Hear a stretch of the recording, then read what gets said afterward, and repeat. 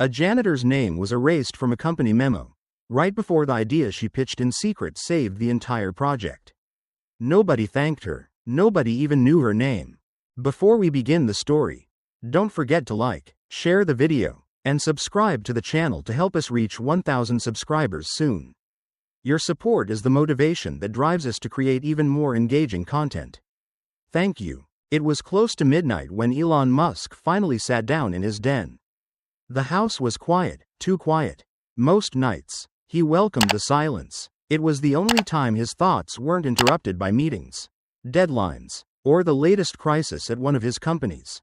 But tonight, something felt off. The air was still, but not peaceful, just still. His phone buzzed once. No caller ID. He stared at the screen for a moment. Normally, he wouldn't have picked up. He had layers of people to handle unknown numbers. But some small pull in his chest, made him answer. The voice was low, calm, and unfamiliar. "I have something that belongs to you," the voice said, "something you never knew you lost." Before Elon could respond, the line went dead. He sat up straighter. That wasn't a prank. It wasn't a scammer breathing into the phone or asking for Bitcoin. That voice meant what it said. A minute later, an email popped up. No subject line, no name, just an image attachment and a string of numbers. An address in Oakland. He opened the image. A leather-bound journal, worn at the corners. The initials on the cover were pressed deep into the grain. E. Musk. It looked old. Older than anything he'd remember keeping. Below the photo, a short sentence. "Not everyone forgot who you were." Elon stared at it. For once, his mind didn't rush to conclusions. It just paused. He called his security team. Standard protocol. They ran the address, checked surveillance, scanned the image for metadata. Could be a hoax. One of them said, "Might be bait. We advise against going, especially without a full recon." He nodded. It made sense. But hours later, long after the team had gone home and the lights were out, Elon was still awake, the photo glowing on his tablet screen. That journal. Those words. They scratched at something in him he didn't want to admit. Doubt. He hadn't thought about his early days in years. Not really. Not the long nights. The failures. The people who helped and vanished before he could even say thank you. What if this was from someone who remembered? He leaned back in his chair, staring into the ceiling. Then he stood up, grabbed his coat, and walked toward the door. "I'll go myself," he whispered. And with that, Elon stepped into the night, chasing a memory he didn't know he'd forgotten. Toward a part of his past no one else seemed to remember. Noi Dung Chuang 1. The sky over Oakland was still dark when Elon's car pulled up to the edge of a rundown block. He had chosen not to bring his usual security detail, not tonight. Just one assistant, Miles, quiet and loyal, who knew better than to ask questions. The streets here were different from the ones Elon was used to.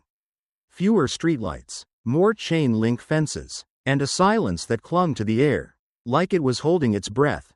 The address had led them to an old 2-story brick building with faded paint and vines creeping along its edges. The sign above the entrance was weathered, barely legible. Horizon House, a place to begin again. Elon stepped out of the car slowly, the soles of his shoes crunching against the cracked sidewalk. The building didn't look like much from the outside, but the moment he walked in, he was met with warmth, a surprising kind of warmth that didn't come from the heater, but from something else. Laughter echoed from a nearby room. Children's voices, music playing low in the background. A woman in her 50s approached him with calm eyes and a clipboard in hand. "You're early," she said. "We weren't sure you'd come." "I wasn't sure either," Elon replied. She nodded once and motioned him to follow.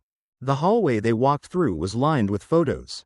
Smiling kids, worn books, volunteers with tired eyes and kind smiles. The building, while simple, had character, like it had been held together not just with nails and wood, but with care. They stopped at a wooden door. The woman opened it slowly. This was her office, she said, or her sanctuary. The room was small, no bigger than a supply closet, but the walls were filled with shelves, each packed with folders, books, and handwritten notes. In the center was a desk, and above it, a single black and white photo, Clara Barrett. Elon stepped closer. She looked familiar, but it wasn't just her face. There was something in the eyes. Something he couldn't name but couldn't ignore. He'd seen those eyes before. Years ago, somewhere between the late nights and early failures. But he couldn't place her. She worked for you, the woman said quietly, as if reading his thoughts. Long ago, at your first company, she was the janitor. Elon didn't speak. She believed in what you were building. She continued, used to tell the kids here. That young man has fire in his bones. He walked over to the shelves.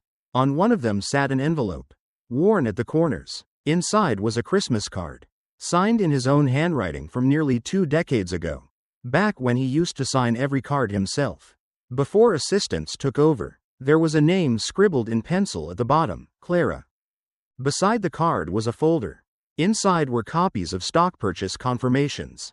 Small amounts at first, a few $100s here, 1,000 there. She had bought shares steadily, quietly, over 15 years. She used her entire savings to invest. The woman said, everything she had, no one knew. She never told anyone but me. And only after she got sick. Elon looked around the room again. It felt like standing in a place that had been waiting for him, not for a press conference. Not for a photo op, but just for him to show up and remember. She passed away last year. The woman added gently, didn't have family, but she left this place everything she had. Horizon House exists because of her. The words landed heavier than he expected. Why? Elon asked softly. Why would she do all this? The woman took a deep breath. She believed that what she did for you, and what you were doing for the world, could matter more if kids like these had a chance to learn the same way. She didn't want recognition, just continuation. He stood there for a long while, not saying anything. Through the window, the morning light started to creep in, casting a faint glow on Clara's photo. Her smile didn't seem proud or boastful, just content, like she had done what she came here to do. And Elon, for once, didn't know what to say. The stairs creaked under Elon's feet as he followed the staff member down to the basement of Horizon House. The hallway narrowed the further they went, the air growing cooler with each step. Down here, the sounds of laughter and music from the main floor were distant, like echoes from a world above that didn't belong to this one. The woman leading him flipped on the overhead lights. Fluorescent bulbs flickered to life, revealing a long storage room filled with filing cabinets, boxes stacked shoulder high, and a large corkboard peppered with yellowed papers and curled photos.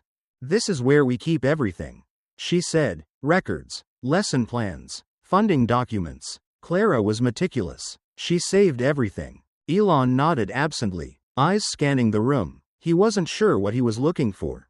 Maybe a sense of who she was. Maybe a way to connect the quiet janitor in the photo to the visionary who built a safe haven for children. He picked up a binder labeled 2008. Tucked inside were lesson plans handwritten in neat cursive, simple experiments for kids.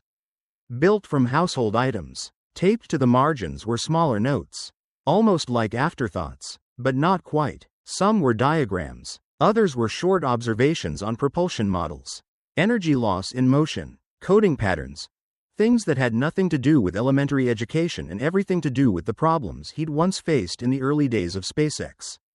He paused, flipping through more binders. The notes kept showing up, always in the same handwriting, always unsigned. A man walked in carrying another stack of folders. Gray beard, wire-rimmed glasses, probably late 60s. He stopped when he saw Elon. "You're Musk," he said matter-of-factly. "Didn't think I'd see you down here." "I didn't think I'd be down here either," Elon replied, holding up one of the notes. "These? Who wrote them?" The man shrugged. "Clara, probably. She used to sweep through here after hours." Muttering to herself. "Sometimes she'd leave those little notes on my desk. Or in the donation box. Nobody knew what to do with them. So we kept them. Didn't feel right throwing them out." "Did she ever say why she wrote them?" Elon asked. The man shook his head. Said she used to work in tech a long time ago. Before her body gave out. Said she still liked solving puzzles. Didn't talk about it much. But she watched everything. She saw things people missed. Elon leaned against the table, one hand tightening around the folder in his grip. He remembered a launch design flaw from years ago, how an anonymous note had shown up in a shared folder. No one had taken credit. But it had changed the trajectory of a major redesign. At the time, he'd chalked it up to some junior engineer being shy. He suddenly wasn't so sure. His chest felt tight, not with panic, with something closer to shame. He'd built empires on the backs of ideas, often celebrating the ones who screamed the loudest in the room. But what about the ones who never spoke up, or never got the chance? The woman who'd led him down returned with a cardboard box in her arms. This came with her will, she said. She asked us to give it to you, if you ever showed up. He took it carefully, set it down, and peeled the lid back. Inside were newspaper clippings about his early ventures, faded screenshots of code, old photos from product launches he hadn't seen in years. Tucked into the folds was a copy of her will, handwritten and notarized. He opened it, reading silently. If he's reading this, she wrote, it means he remembered. It means he's ready to understand what he was part of, and what he left behind. He closed the folder slowly, holding it in his lap. For a long moment, he didn't move. The hum of the old lights above, the distant creak of the floorboards overhead, and the quiet rustling of pages around him filled the space where words couldn't.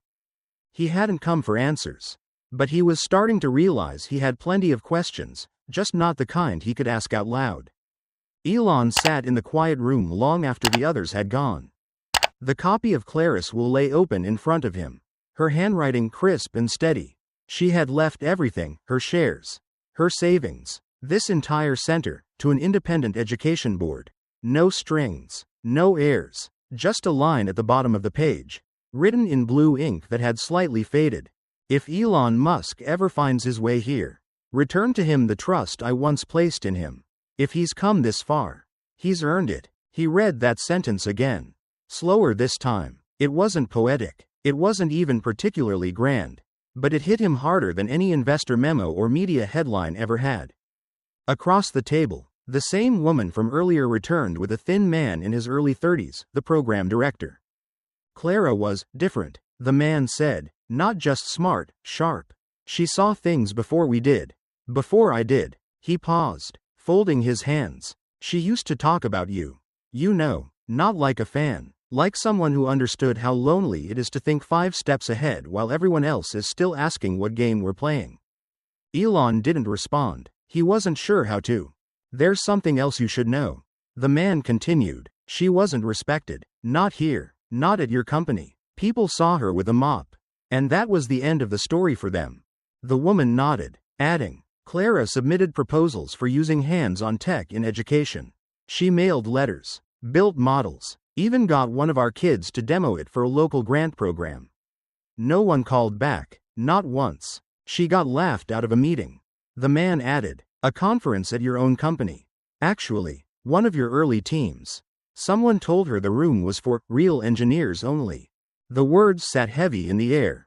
Elon looked down at the will again, as if trying to make sense of how a woman with so much brilliance, so much vision, had gone so unnoticed, or worse, been ignored by the very places she tried to help.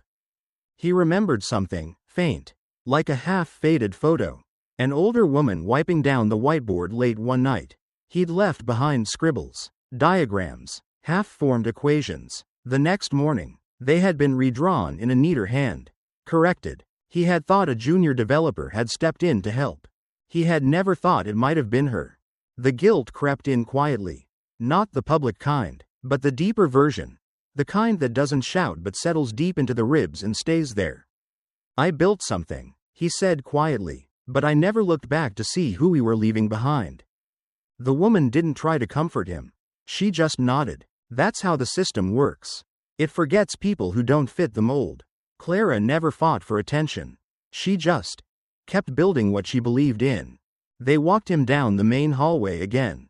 Children were leaving their classrooms, voices bouncing through the space. Some headed to the computer lab, others to music class. Bright eyes, full of energy, all of them unaware of how close they'd come to falling through the cracks if not for one janitor who saw more than she said.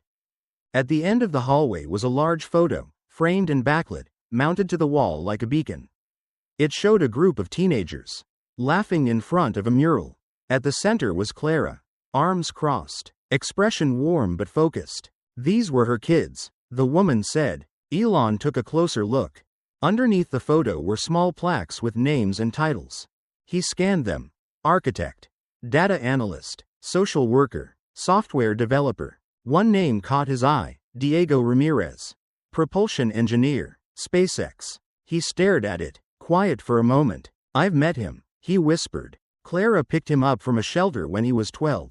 The woman replied. He used to take apart broken printers and rebuild them for fun.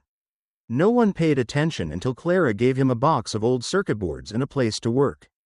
The hallway fell silent. Elon leaned back slightly, taking in the full photo again. The kids, the possibilities, the impact, all born from someone the world had chosen not to see. And he couldn't shake the feeling that maybe the most important part of his legacy had been written in a place he'd never even stepped foot until now. The name came back to Elon like a whisper, Malik. He had seen it under that framed photo at Horizon House. A line of black text against a white plaque, propulsion engineer. SpaceX. That wasn't just any department. It was one of the most demanding, most elite sectors of the company. Getting there required more than just smarts. It demanded grit, vision, the kind of thinking that wasn't taught in schools. He asked to meet him. Within a day, the request was answered. Malik agreed to come in quietly. No cameras, no media. The meeting was arranged in a private workspace inside SpaceX's Hawthorne campus, a quiet break room away from glass walls and busy corridors. When Malik walked in, Elon was already there, standing by the window, hands in his pockets. He turned around slowly. Malik was young, mid-20s at most. His posture was easy, but there was an alertness in his eyes. Confidence without arrogance, a quiet kind of strength. You must be Malik, Elon said, offering his hand. Malik shook it firmly. It's good to meet you, finally. They sat across from each other. For a while, there was just silence between them. Then Malik broke it. I was the one who called you, he said, and the email. Clara asked me to do it. Not right away, but if the time ever came. Elon nodded slowly, his throat dry. Why now? She said if you ever came looking, not for publicity, but really looking, then it meant you were ready. I waited a long time. Wasn't sure you'd ever show up. Elon leaned forward. Tell me about her. Tell me everything. And so he did. Malik spoke with care, his words full of memory. He had been 9 when he first came to Horizon House. His mother had just passed. No school would take him, not because of grades, but because of behavior. Too many questions. Too much anger. Clara saw that I wasn't trying to break things. Malik said, I was trying to understand how they worked. She gave him an old laptop. Broken at first, and said, fix it if you want to keep it. Then she handed him a screwdriver and walked away. She didn't hover, he said. She trusted us to figure things out. If we failed, she helped us see why. But she never made us feel like failures. Malik talked about the small workshops Clara ran at night, after she cleaned. After the others had left. Lessons about circuitry, thermodynamics, even philosophy. But it was more than that. She taught us how to ask better questions. He said, how to sit with something we didn't understand instead of running from it. He reached into his backpack and pulled out a small hard drive. She recorded almost everything. Malik explained. Video journals, lesson clips, group projects. She wanted the kids to remember where they started. She also wanted you to see. Elon took the drive in his hand. Its plastic casing cool to the touch. There's something on there you should watch. Malik added. They plugged it in. A video file loaded. The screen flickered. Clara appeared, older, hair streaked with gray, sitting in a modest room with peeling paint and a chalkboard behind her. She smiled at the camera. A calm, steady smile. If he's watching this, she said, then maybe the world hasn't hardened him completely. She glanced off camera briefly. Then back. Elon, she said, you were a spark. Once. Maybe you still are. These kids. They lit their candles off that spark. Even when you didn't know it. You don't have to carry it all. But you should know what it helped ignite. The camera turned slightly, showing a group of kids, no older than 10, gathered around a table. They were building a basic rocket model out of household items. One of them was Malik. His hands clumsy but eager. Eyes wide with concentration. Clara's voice returned, softer now. If he ever comes back, she said, show him, remind him who he was to us, and who he still can be. The video ended. For a long time, the room stayed silent. Elon stared at the screen, the reflection of those children still dancing in his eyes. He hadn't expected to find any of this. Not the stories, not the truth, and certainly not the mirror they held up to him. But now that he had, he couldn't turn away. Elon stayed behind after Malik left, choosing not to return to the city just yet. The walls of Horizon House felt different now, less like a mystery, more like a memory. He found a small room off the main hall, quiet and dimly lit, with nothing but a table, an old monitor, and a chair worn from years of use. He plugged in the hard drive Malik had given him. A folder labeled, Claris Archive, opened. Inside were dozens, no, hundreds, of video files, each marked with a date and a note in plain text. Intro to Circuits. Thermal Loss Lesson. Malik. First Successful Project. Rainy Day Talk, Fear and Failure. He clicked on the first. There she was, Clara. The footage was grainy, like something recorded on an old camcorder. But her presence cut through the screen. She stood in front of a group of kids, most no older than 10, pointing at a hand-drawn diagram of a rocket engine. She wasn't lecturing, she was asking, "What do you think happens if we move the nozzle here?" she asked gently. "Why do you think that matters?" Small hands went up, shy voices, hesitant answers. Clara nodded, encouraging each one. No answer was wrong. Curiosity was the only requirement. The next video jumped to a late evening. Clara, mop in hand, cleaning an empty hallway at what looked like a corporate building. The angle was from a security camera. Elon leaned forward. He recognized the corridor. It was from his first company. As Clara cleaned, she paused near a whiteboard just outside the main conference room. A technical diagram was still drawn on it, messy, half erased. She stared at it for a long moment, then picked up a dry erase marker. With precise motion, she extended a few lines, adjusted a ratio, then circled a specific flaw in the diagram. She capped the pen, stood back, and nodded to herself, then, without a word, erased the whole thing. Clean, silent. Elon's jaw tensed. He had seen that diagram before. It was from a design meeting he'd attended over a decade ago. One that had ended in frustration. Days later, a stroke of insight had led to a breakthrough. Or so he thought. Now, watching this, he wasn't so sure. More videos played. Clara at a desk late at night, writing notes in a small leather-bound journal. Clara watching the kids run a simulation. Clara sitting alone, murmuring to the camera in what looked like a video diary. "They think I don't know," she said in one recording. Her voice quiet. "But that's all right. I didn't do this to be noticed. I did it because I couldn't not." Elon felt his throat tighten. He had built empires on ideas, led teams that shaped futures. But the woman who had been sweeping the floor behind him had been doing the same, in silence. In shadow. In a system that never asked for her name. He leaned back in the chair, suddenly aware of how hollow the room felt. The hum of the monitor was the only sound. His own image, once seen as a symbol of genius, now flickered against the backdrop of a woman whose contributions had never made a headline. He opened another file. This one wasn't a video, but a scan of a handwritten page from Clara's journal. "Some days," she wrote, "I wonder what it would have felt like to be asked, just once, what I thought." He scrolled to the bottom of the page. A single line stood out. "Sometimes, all people need is a chance to be heard." He sat still for a long time after that. No answers came, just a weight in his chest that hadn't been there before. He wasn't sure what he was mourning more, the loss of Clara, or the realization of what the world had lost by not listening. Or worse, what he had missed, simply by never asking. Outside, the early light of dawn crept over the windowsill. A new day was beginning. But Elon didn't move. He just stared at that last sentence, letting the silence echo louder than any applause he'd ever received. The following morning, Elon didn't return to his usual world of boardrooms, press calls, or private flights. Instead, he stayed in Oakland. Horizon House, worn but breathing with purpose, felt more alive now than any corporate lobby he'd walked through in years. The kids' laughter echoed through the walls. and the weight of Clara's presence seemed to rest in every corner.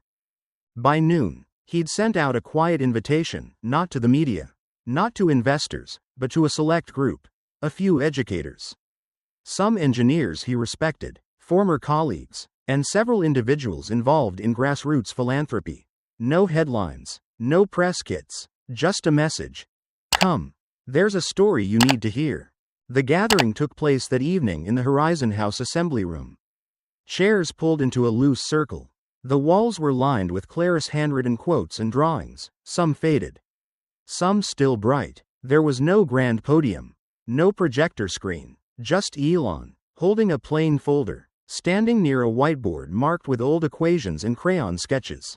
I won't take much of your time, he began, voice low but steady. I came here thinking I was following a mystery. What I found was something else. Something I helped bury, without ever knowing. He opened the folder and slowly passed around copies of Clara's diagrams. Journal entries. The scanned will. On a table nearby, the hard drive sat connected to a laptop. Looping short clips from Clara's classroom, her lessons, her laughter, the way she looked every child in the eye. As they watched, the air in the room shifted. Curiosity gave way to unease, then to a heavier stillness. I recognize some of this, murmured a man from a tech firm. That note on combustion flow, it solved a bottleneck we struggled with for months. Elon nodded. She sent it anonymously, while cleaning our offices. A woman in a gray blazer raised her hand, frowning. Why now? Why bring this to us?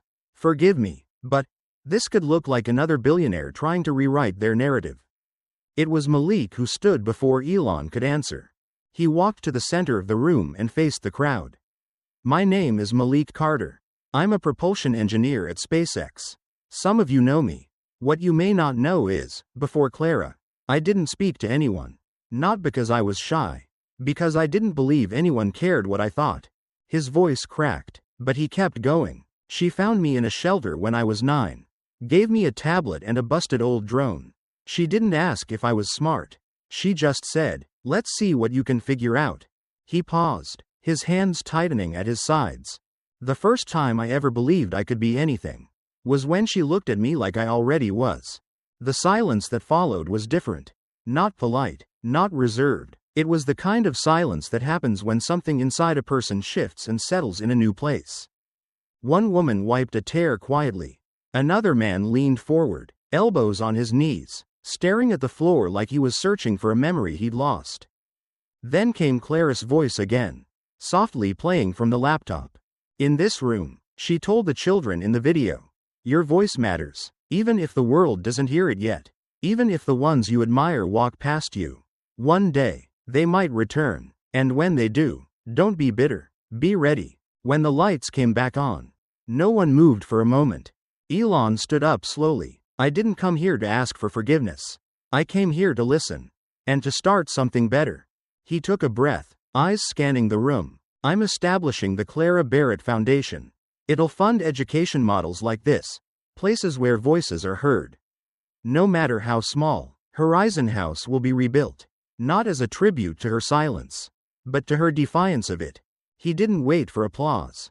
He simply stepped back and sat down beside Malik. There was no ceremony. No champagne, no photo ops, just a quiet agreement among those present, some nodding, some still teary-eyed, that something real had just taken root.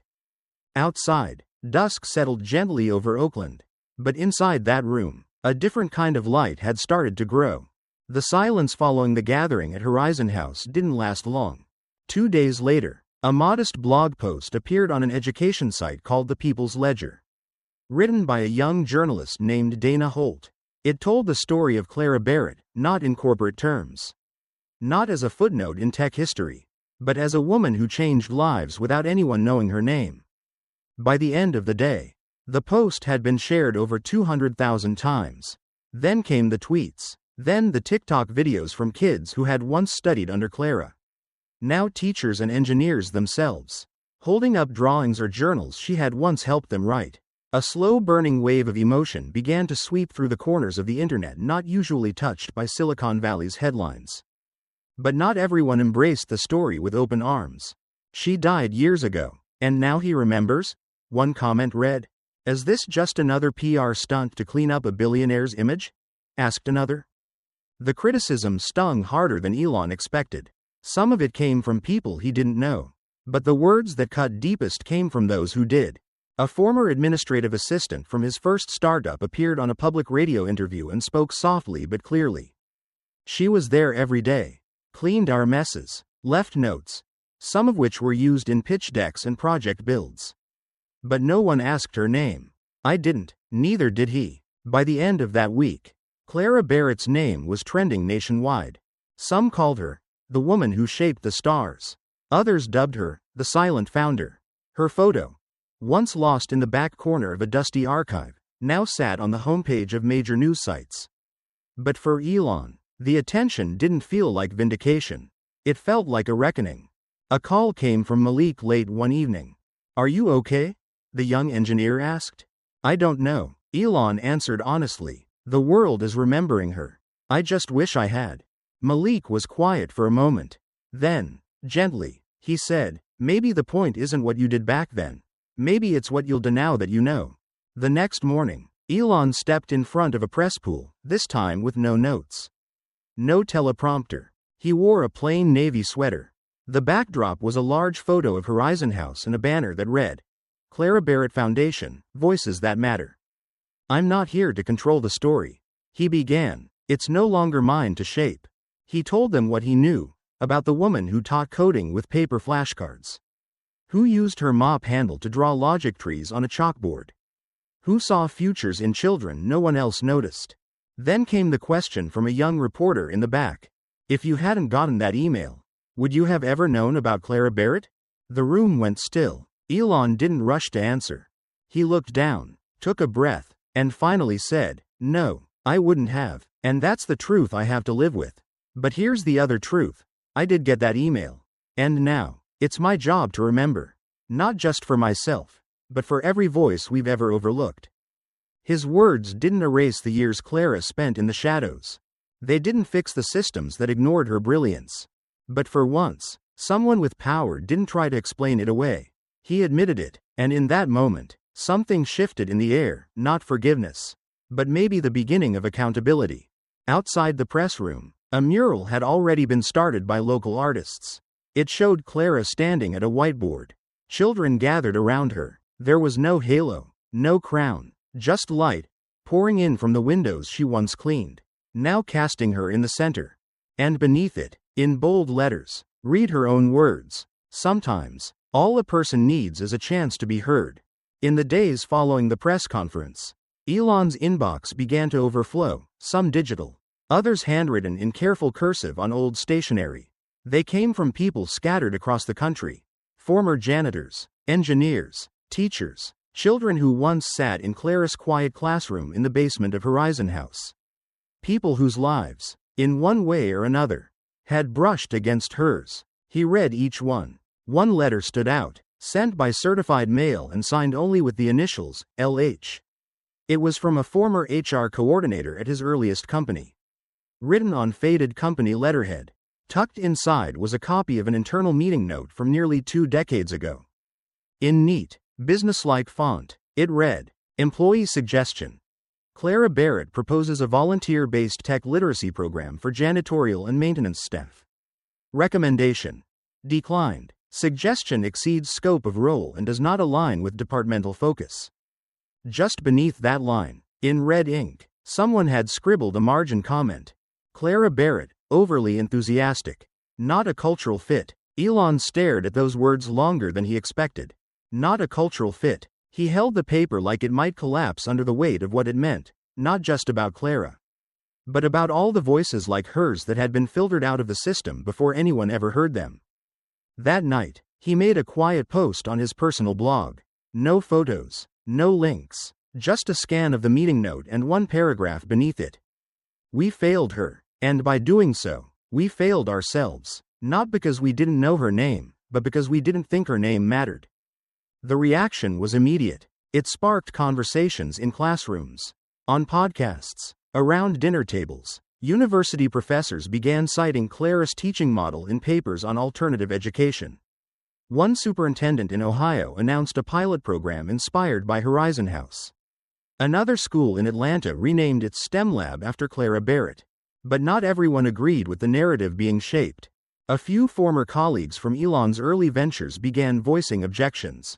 Anonymous op-eds popped up, suggesting the Clara legacy had been exaggerated, romanticized for the sake of public redemption. Some accused Elon of using her story to repair his own reputation. The pushback didn't go unnoticed. In the middle of it all, Malik called Elon one evening. His voice edged with frustration. "Why do they always wait until someone's gone to argue about whether they mattered?" he asked. "I don't know," Elon said, leaning against the kitchen counter. "Maybe it's easier to debate a memory than admit what we ignored." Then came a knock at the private entrance to his office. His assistant stepped in, holding a small, weathered envelope. This was tucked away in the bottom of a box we missed. It was with Clara's personal effects. Inside was a single piece of paper. No date, no signature, just handwriting, delicate but deliberate. It read, "I don't need them to remember my name. I just need them to believe in what I believed." Elon didn't say anything for a long time. He read it again, folded it carefully, and placed it next to the photo of Clara that now sat on his desk, no longer in shadow. It wasn't validation he felt. It was responsibility. The kind that doesn't ask for applause. The kind that asks what you'll do next. 1 year later, the front steps of Horizon House no longer creaked in silence. Children ran up and down them, backpacks bouncing, voices filling the air with that eager hum only young minds bring to a place that makes them feel seen. The building itself had changed, new windows, repainted walls, expanded classrooms, but at its heart, it was still Clara's. Except now, the sign above the door read, Clara Barrett Learning Center. It was the first of what would become a nationwide network, Clara Centers.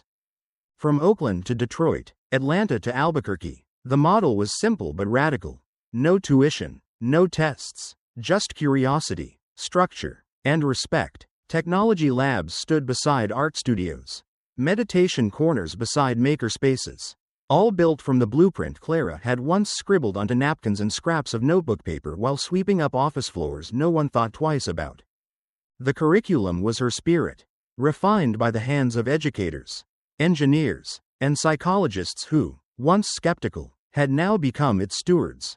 At the grand opening in Detroit, Elon arrived quietly. There were no flashy speeches, no stage lights, just rows of folding chairs, a podium draped in cloth, and rows of children in their best sneakers and shirts tucked into jeans. When his name was called, Elon stepped up to the microphone. He didn't unfold a note. He didn't clear his throat. Instead, he nodded to the staff at the back, who dimmed the lights and started the projector. The screen flickered, and Clara's face appeared. It was an old video, grainy, the lighting uneven, but her voice was steady. "Education," she said, smiling as she looked into the camera, "is not a privilege, it's a chance. A chance someone gives you when they believe you might matter, even before you believe it yourself." Some wiped tears, others just stared, as if trying to absorb every word and hold onto it. When the lights came back on, a young girl no older than 8 walked slowly up to the stage. Her dress had a tiny rip at the hem. Her notebook was clutched to her chest like something sacred. She stood beside Elon, looked up, and asked quietly, "If I start writing my dream in this book, would you believe in it?" He knelt to her eye level.